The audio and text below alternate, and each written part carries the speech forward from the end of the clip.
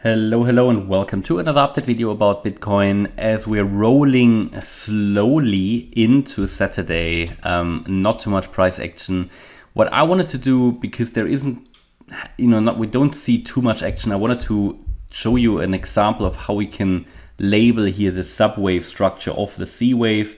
It is following currently the count. We are coming down a little lower. And it's not doing anything that we didn't talk about before. So ideally it's rolling down a little bit lower, Bitcoin hitting sort of the region here highlighted in orange, and would then start to move here to rally in a third wave. Just a quick recap, just a very quick recap on the two scenarios we're looking here at on the lower time frame. Both of these would be within the larger scenario that we are already in a third wave. So obviously there are a couple of possibilities how Bitcoin can unfold in this third wave. There are many more. I only show you the most likely ones. By the way, let's just, let me just, while we're here, before I forget, just update the date here on the chart, which I do now for channel members.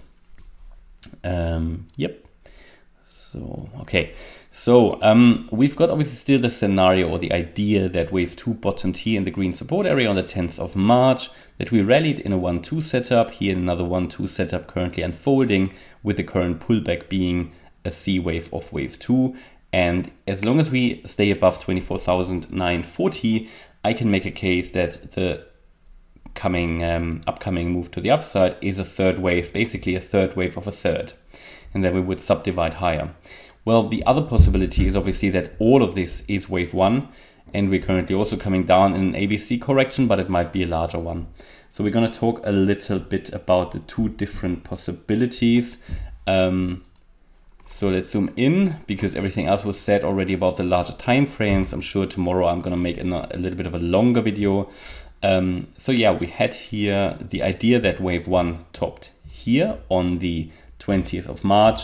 Then we came down in a wave W, moved up in an X wave, came down in a Y wave, WX, and the Y wave sits here. You can also just say, okay, we had an A wave here, B wave, and the C wave coming down. It doesn't make a great difference. What is important, where are we currently in the C wave? Because this is really where we can watch out for when is this move down most likely finished. Now you need to know, when we are on these lower time frames, things can change very quickly. What I show you here is really only relevant while I make this video, and of course, at least as long as it's not invalidated. But on the lower time frames, micro counts change quite a bit. But in both scenarios that I showed you, either here the orange count basically, or the larger yellow count where we come down into a deeper wave 2, as long as we hold 21,550. I'd be of the view that we completed an A wave down, a B wave up, and we're now coming down in the C wave. So if we are here coming down only into the orange count, I can make the case that the move, let me just adjust that correctly, make it a bit larger. So obviously in the C wave, we're looking for 5 waves down. So I can make a case for the first move down being a wave 1. The move to the upside here as a wave 2, then the spike down as a 3. Let me think, or is it actually 1, 2?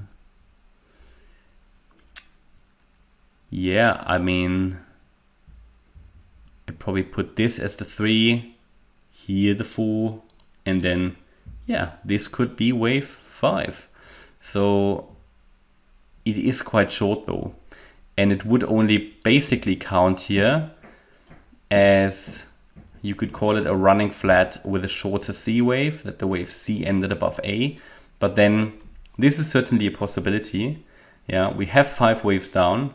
It doesn't need another leg down, it can always get one. And if we stay below the 27,910 level, we have to go with another low is the expectation. But as soon as we break above the previous swing high, I think then we can look at a possible reversal. Okay, so be aware of that. So yeah, I mean, it already has 5 down done. So does that mean it has to go up? No, it doesn't. But I think if we get, well, even better would be a signal of a break above 28,300. Then I think we have to assume that the move down is finished. In another interpretation, and I only show you ideas here, I'd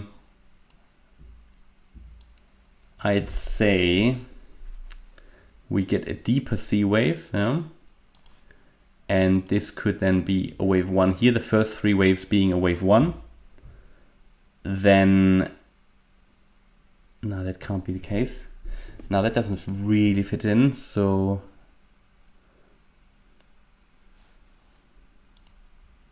one second, and B, C. Well, okay, you could say, yeah, wave 1. This was then a possible wave 2. Yeah, because in an ending diagonal, in a C wave, for example, you're looking for 3 waves in each subwave. So we could say this was a wave 1, and this here the wave 2. We're now in a third, you know, could then move up in a fourth and still come down in 5. And that might target sort of this orange box. So again, only showing you ideas here because not too much is happening on the larger time frame. Scenario is basically unchanged. Again, a good signal that we start to reverse to the upside would be a break above 28.3K. And confirmation will be obtained if we break above the X wave high of 28,960. That's basically where we are here. Yeah, nothing really change, you know, nothing really significant in the crypto market today. Rolling slowly into Saturday. I don't expect too much movement here today. Generally on Saturday here in the UK, it's already Saturday. If you listen to this now in the US, still Friday. But yeah, still hope you enjoyed the video and update. If you did, please hit the like button, leave a comment and subscribe. And if you really like the content, then please check out the channel membership. Thanks a lot for watching. Bye bye.